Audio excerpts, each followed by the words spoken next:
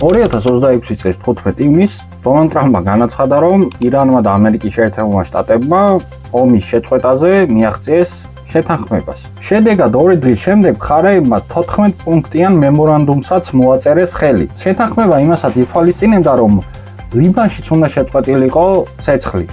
ანუ მარტივად რო ვთქვათ, ომი ერთი შეხედვით სრულდებოდა. თუმცა ტრამპის მიერ ომის დასრულების გამოცხადება ხშირად იმას აჩვენებს, რომ მცირე პაუზაა და შემდეგ უკვე დაბომბვები გრძელდება. ხოლო ამაში ხშირად ისრაელია ხოლმე დამნაშავე.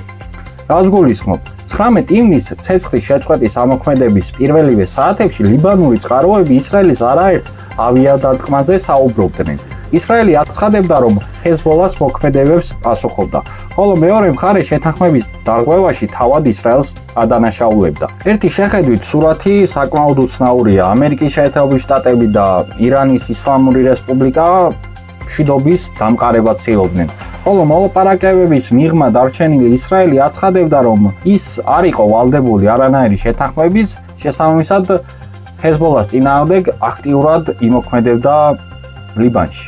ამასთან ჯერ კიდევ 14 ივნისს შეთანხმების გამოცხადებამდე ისრაელმა ბეირუთის გარეუბანში დარტყმა განახორციელა, ხოლო ამასთან დაკავშირებით ტრამპმა განაცხადა, რომ ეს დარტყმა არ უნდა მომხდარიყო, რომ ის მოლაპარაკებებს უშლიდა ხელს. მარტივად რომ შევკრათ ეს საკითხი, თითქოს ირანის ისლამური რესპუბლიკა და ამერიკის შეერთებული შტატები მოლაპარაკებასთან და ომის დასრულებასთან ძალიან ახლოს არიან ხოლმე, თუმცა გამოჩნდება ისრაელი და ბომბავს ლიბანს.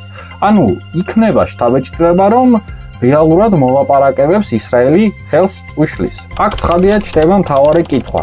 რატომ აგრძელებდა ისრაელი სამხედრო ესკალაციას მაშინ, როდესაც მისი მთავარი მოკავშირე ომის შეჩერებას ცდილობდა? ამის ასახსნელად საიდუმლო საბჭოების და შეთქმულების თეორიების გამოგონება ნამდვილად არაა საჭირო, ვინც მიყვება ბოლომდე ვიდეოს, მარტივად გაიგებს თუ რეალურად რაში არის საქმე. რაზე არის ახლა საუბარი? ისრაელის ხელისუფლებას ვაშინგტონში განსაკუთრებული გავლენა გააჩნია და ამერიკის მხარდაჭერა ისრაელის სამხედრო და პოლიტიკური ძალის ერთ-ერთი მთავარი საყრდენია. ეს მხარდაჭერა მოიცავს სამხედრო დახმარებას, იარაღის მიწოდებას, სადაზვერვო თანამშრომლობას, დიპლომატიურ დაცვას და მათ შორის კონგრესში ძლიერ ორპარტიულ მხარდაჭერას. თუმცა ახლა ამერიკას ირანთან ხანგრძლივი ომი არ აწევს, ვინაიდან მოდის 2026 წლის შუალედური არჩევნები, რომელიც გაიმართება 3 ნოემბერს. ხოლო ეს ყველაფერი ტრამპის პრეზიდენტობის დარჩენილი პერიოდისთვის გადამწყვეტია. მარტივად რომ ვთქვათ, თუ რესპუბლიკელები ამ არჩევნებს წააგებენ, ისინი კონგრესში დაკარგავენ პოზიციებს. ამის შედეგად ტრამპის ადმინისტრაცია საკუთარი კანონების, ბიუჯეტის და პოლიტიკური დღესასრიგის გატარება მნიშვნელოვნად გაუჭირდება. ამიტომ გაჭინაურებული და არც თუ ისე პოპულარული ომი ტრამპისთვის პირდაპირი საფრთხე არის ამ არჩევნების დროს. განსაკუთრებულ ყურადღებას კი იმსახურებს ის, რომ ომთან დაკავშირებით ამერიკულ საზოგადოებაში ძალიან ცუდი განწყობებია წინარე გამოცდილებების გამო. აქედან გამომდინარე, ტრამპისთვის ეს არის პირდაპირი საფრთხე, რომ წააგონ არჩევნები. კოლექტიურ რესპუბლიკელებს გულისხმობ. მოკლედ, მე-20 საუკუნის მეორე ნახევრიდან შეერთებული შტატები იყო და დღემდე რჩება ისრაელის უმთავრეს პარტნიორად. ხოლო თუ რა როლი ითამაშა ამერიკის შეერთებულმა შტატებმა ისრაელის დაარსებაში, შეგიძლიათ აი ამ ვიდეოს უყუროთ. მაგრამ დღეს მოგიყვებით, როგორ ცდილობს ისრაელი ამერიკის შეერთებული შტატების ომისში შეკავებას და რა პოლიტიკური მექანიზმებით ახორციელებს ამ ყველაფერს და რეალურად ისრაელის ინტერესებს გაგაცნობთ. პირველ რიგში რაც უნდა ვთქვა, არის შემდეგი, რომ ისრაელი საკუთარი ინტერესების გატარებაში არის ჩემპიონი, მაგაში ალბათ ვერც ერთი ქვეყანა ვერ შეედრება მაგ მცირე სახელმწიფოს და სწორედ აი ამ ლოგიკით უნდა მივუდგეთ ისრაელის кейსს. ვაშინგტონში მოქმედებს პროისრაელური ორგანიზაციების ფართო ქსელი, რომელიც კონგრესზე პოლიტიკურ პარტიებსა და არჩევნებზე პირდაპირ გავლენას ახდენს ლობირებით, პოლიტიკური შემოწირულობების მეშვეობით და მათ შორის დაშინებითაც კი. ყველაზე ცნობილი ლობისტური ორგანიზაციის სახელია ამერიკა-ისრაელის საზოგადოებრივ საქმეთა კომიტეტი. ანუ AIPAC. მის ოფიციალურ მისიაში პირდაპირ წერია, რომ ორგანიზაციის მიზანია ამერიკის ხელისუფლების დარწმუნება ისეთი პოლიტიკის გატარებაში, რომელიც ამერიკის შეერთებული შტატებისა და ისრაელის ძლიერ და ხანგრძლივ ურთიერთობას უზრუნველყოფს. AIPAC ლობირებს ისრაელისთვის სამხედრო დახმარების, სარაკეტო თავდაცვისა და სხვა ერთობლივი პროგრამების დაფინანსებას. საინტერესო ის არის, რომ ორგანიზაციის განცხადებით მას ამერიკელი ხალხი და დონორები აფინანსებენ. ხოლო ისრაელისგან არანაირ თანხას არ იღებს როგორც ცნობილია, თუმცა თუ გადაავლებთ AIPAC-ის შექმნის ისტორიას და ასევე თუ ვინ აფინანსებს ამ კონკრეტულ ორგანიზაციას, რომელიც ცნობილი არის, მიხვდებით, რომ საკმაოდ დიდი ნაწილი არის ებრაელი, ეთნიკურად ებრაელი. ამით იმის თქმა მინდა, რომ ისრაელი ძალიან ყოჩაღად იყენებს საკუთარ დიასპორას ამერიკის შეერთებულ შტატებში და არა მარტო მანდ. მაგალითისთვის 2024 წელს AIPAC-ის წევრებმა პროებრაული კანდიდატებისთვის $53 მილიონ მეტი შეაგროვეს. ორგანიზაცია თავად აცხადებს, რომ მისმა ჩართულობამ ისრაელის პოლიტიკის კრიტიკოსი კონგრესმენების ჯამალ ბოუმენისა და კორი ბუშის დამარცხება შეუწყო ხელი. ეს ერთ-ერთი მცირე მაგალითია. ცხადია, AIPAC-ი როგორც ორგანიზაცია გამონაკლისი არ არის.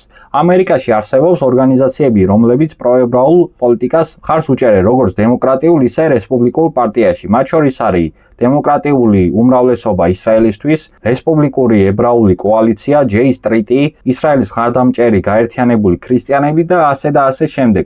როგორც თქვით, ეს ორგანიზაციები აფინანსებენ კამპანიებს, ლობირებენ კონგრესში და ცდილობენ ვაშინგტონის პოლიტიკა ისრაელის ინტერესებთან მაქსიმალურად ახლოს დარჩეს. ყველაზე საინტერესო ის არის, რომ ამ ქსელში მარტო ებრაული ორგანიზაციები არ მონაწილეობენ. არანაკლებ მნიშვნელოვან როლს ამ საქმეში ქრისტიანული, განსაკუთრებით ევანგელისტური ჯგუფები ასრულებენ.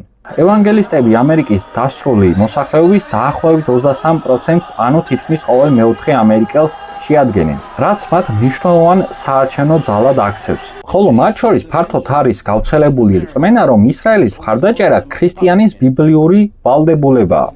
ერთ-ერთი კვლევის მიხედვით ევანგელისტების დაახლოებით 3/4 აცხადებდა, რომ ქრისტიანებმა ისრაელს მხარი უნდა დაუჭირონ. ამასთან 2017 წლის კვლევაში ევანგელისტების 76% აცხადებდა, რომ ქრისტიანებმა ებრაელი ხალხის ისრაელის სახელმწიფოში ცხოვრების უფლება უნდა დაიცვან. მოკლედ, რო ვთქვათ, ისრაელი ამ ყველაფერს ძალიან ყოჩაღად იყენებს და კიდე ერთი რამის დამატება მინდა, რომ სულელი უნდა იყოს ადამიანი, რომ ჩათვალო, რომ აქ ისრაელის სახელმწიფოს თუ დაზვერვის მოსადის ხელი არ ურევია.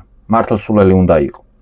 სანამ გავაგზავნებ თემას, გამოიწერეთ ჩემი არხი და ასევე გაწევრიანდით ჩემს Telegram არხზე. ახლა კი დაუბრუნდეთ ბრძოლის ველს, სადაც ვაშინგტონსა და ისრაელს შორის ინტერესთა განსხვავება უკვე სამხედრო მოქმედებებში გამოჩნდა. ტრამპისთვის ამ ომიდან გამოსვლა ძალიან მნიშვნელოვანია, თუმცა სწორედ იმ დროს, როდესაც ტრამპის ადმინისტრაცია ირანთან შეთანხმების მიღწევასა და კონფლიქტიდან გამოსვლას ცდილობდა, ისრაელი ლიბანში სამხედრო ზეწოლას აგრძელებდა. როგორც თქვით, 14 ივნისს ბეირუთის გარეუბანზე განხორციელებულ დარტყმას თავად ტრამპმა არასასურველი უწოდა. განაცხადა, რომ შეტევა მოლაპარაკებებს საფრთხეს უქმნიდა და ისრაელის შემდგომი მოქმედებების შეჩერებისკენ მოუწოდა. თუმცა შეთანხმების გამოცხადების შემდეგაც ისრაელის დარტყმები 15, 19, 20, 27 და 28 ივნისაც გაგრძელდა. ხოლო 19 ივნისს ზავის ამოქმედების პირველივე საათებში ლიბანური წყაროები დაახლოებით 12 ავიადარტყმაზე საუბრობდნენ. ეს რაც ჩვენთვის არის ცნობილი. შედეგად ძალიან მარტივია, ისრაელი ცდილობდა, რომ მაქსიმალურად მისი კარნახი დასრულებულიყო ეს ომი და მაქსიმალურად საკუთარ ინტერესები გაეტარებინა, ან არა და ესკალაცია გაგრძელდებოდა და ამერიკის შეერთებულ შტატებს კონფლიქტში დარჩენა მოუწევდა. როგორც ჩანს, სწორედ აი ამ სცენარით ვითარდება მოვლენები. ამიტომ გარკვეული დაძაბულობაც კი შეიქმნა ამერიკისა და ისრაელის ხელისუფლებებს შორის. ვინაიდან ამ შეთანხმებას მკვეთრად დაუპირისპირდნენ ნეთანიაჰუს კოალიციის ულტრამემარჯვენე წევრები. მაგალითად, ეროვნული უსაფრთხოების მინისტრმა იტამარ ბენ-გვირმა განაცხადა, რომ ტრამპის მიერ მიღწეული შეთანხმება ისრაელს არაფერში არ ავალდებულებდა, რადგან ქვეყანა მოლაპარაკებებში არ მონაწილეობდა და შეთანხმება მის უსაფრთხოების ინტერესებს სათანადოდ არ ითვალისწინებდა. ხოლო ფინანსთა მინისტრმა ბეცალელ სმოტრიჩმა კი მას ცუდი შეთანხმება უწოდა როგორც ისრაელისთვის, ისე მთელი თავისუფალი სამყაროსთვის. ამ განცხადებებს მკვეთრად გამოეხმაურა ამერიკის შეერთებული შტატების ვიცე-პრეზიდენტი JD Vance, რომელიც როგორც ვრცელდებოდა, ინფორმაცია საერთოდ წინააღმდეგი იყო ირანზე დარტყმების.